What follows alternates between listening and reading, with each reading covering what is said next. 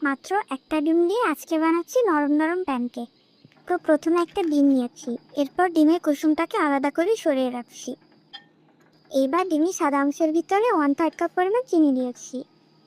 চিনিটা ভালো করে গলে গেলে আমি ডিমের সাদা অংশের ফোম করে নিয়েছি।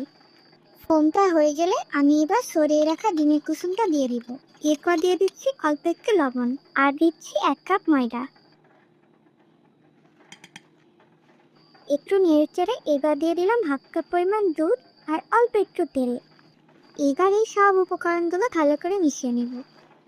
মিশানো হয়ে গেলে একটি প্যানে আমি তেল ব্রাশ করে নিয়েছি। এবার প্যানকেকের ব্যাটারটা দিয়ে ঢাকনা সহ ঢেকে দিব। অল্প আছে অপেক্ষা করব যতক্ষণ না এক পাশ হয়ে যায়। উপরে এরকম বাবল উঠে গেলে আরেক পাশে উল্টে দিব।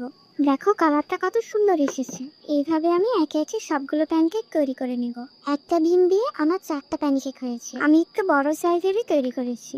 বিকেলে চায়ের সাথে গরম গরম খেতে দারুণ লাগবে। আজকে এই পর্যন্তই। তো তোমরা সবাই ভালো থাকো, সুস্থ থাকো। আল্লাহ হাফেজ।